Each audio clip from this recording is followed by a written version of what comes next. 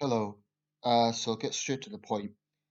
Eddie Izzard, the comedian and social activist, has been called iconic by LGBTQ magazines and publications and others for saying that she wants to now be referred to in girl mode.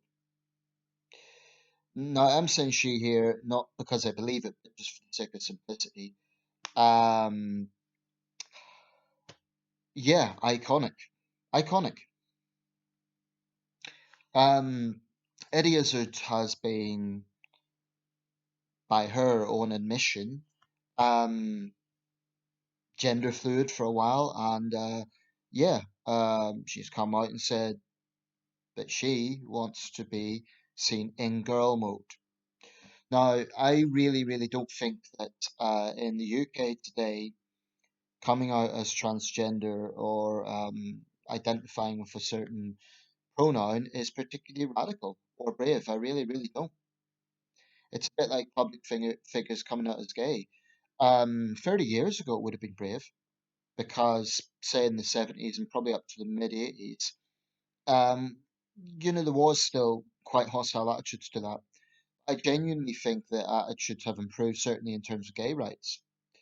So a public figure coming out as gay really, really isn't news. It's not, and I'm sorry, I don't think it's particularly brave. It's principled. It is what it is, but I don't think it's particularly brave. In a country like the UK, I just don't. Um, because what will happen is there might be a few haters, but if a public figure comes out as gay, an example of this is Philip Schofield, they will be bombarded with praise. It's not particularly brave. It's not bad. I'm not saying it's good or bad. I'm just saying there's this false narrative that it's some sort of revolutionary act. Um, it's really not. But this is the thing that annoys me about the Izzard situation. Girl mode, girl mode. I mean, that sounds to me. I know Izzard's a comedian, but that sounds to me like she doesn't even take it seriously. I'm sympathetic to transgender people who really do go through a profound personal struggle. But girl mode. That sounds to me like he's trivializing it. She, he. I mean, that's the point, isn't it? Those pronouns have now become meaningless because people like Eddie Izzard use terms like girl mode, like it's something that could just be switched on and off. If I was a transgender person, I'd be a little bit annoyed by that language, but it's not for me to tell them how to think. Um, I do believe this though. We live in a world where women do face very real threats. I mean, Iranian women face imprisonment or beatings for removing their hijab. And the Women's March, incidentally, never bothers to show solidarity for them. It always looks at showing solidarity for hijabi women, but not those who want to remove the hijab. Because there's no choice there. Or rather, the choice comes with serious consequences. What about Mexican mothers who face very real threats by standing up to drug cartels who've murdered or kidnapped their children or husbands? And that's bravery. Congolese women who've been raped by warlords, those rape survivors seeking justice, that's bravery. So I think that genuinely brave women around the world who are true feminists, who are really campaigning for women's rights, um, are getting sidelined by this nonsense. I mean, when people say that Izzard's stance is iconic, to me that ignores the very real sacrifices and challenges that those women face. Eddie Izzard can refer to herself in that pronoun if she chooses. What she cannot do is force others to believe the delusion. Now, if I met someone like Eddie Izzard, I wouldn't use a male pronoun just for the sake of it. I think that would be unnecessary. But what trans lobby in a more wider context needs to understand is that rights go to the point of personal dignity and liberty, but they do not go to the point of demanding other people change their thinking. To me, that's crossing a line.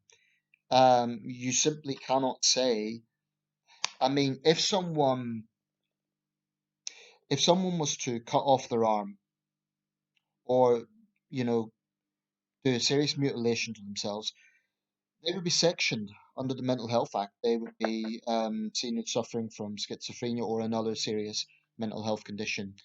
Um, Universities have been, research has been blocked on the effects of retransitioning. That is, people who have went through the hormone therapy, went through the treatment, and regretted it. Um, and they think that it was too damaging for their health, and uh, they, for a variety of reasons, these are complex issues. But the point is, the trans lobby is labeling everything they don't like as transphobic. Now, the problem with that is, forget what I think, that's causing problems for vulnerable young people who are genuinely lost. Um, because they're being made to believe that they're victims if, for example, they do have regrets about decisions that they're making. There's even research on that. It's not a pro or anti position, it's simply research is being blocked.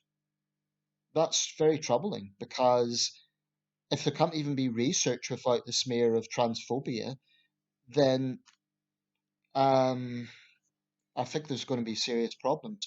When I see parents saying that they won't name their child's gender pronoun until they're 18 years old, common sense dictates that at some point that child, when they're hitting puberty, is going to look down and say, "What is this thing between my legs?"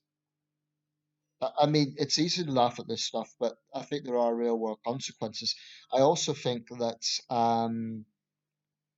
there's a totalitarianism around the trans lobby. I mean, if I was a public figure, I could be charged with hate speech for making this video. That's sinister, quite frankly. Sinister. Regarding Eddie Izzard, I've no ill will against Izzard. I mean, she does a lot of work for charity, admirable work. I think she's probably a compassionate person. But to talk about girl mode, that trivializes the struggles of, yeah, real women. I'm saying it. I don't believe Eddie Izzard the woman. I just don't. And we're in a situation where, if you agree with me, and especially if you're a public figure, you would be committing a crime by simply saying that. I mean, we have to get to a point where there is a mutual respect. I don't believe in bullying trans people. I don't believe in mocking them excessively to the point of, where it is just bullying. But what is unacceptable is the language policing around this. It's it's unacceptable and it's deeply troubling. And I think that's the path we're going down. There are many examples of people who've had police knocking on their door because they said something online. Um, I think the police need to get their priorities.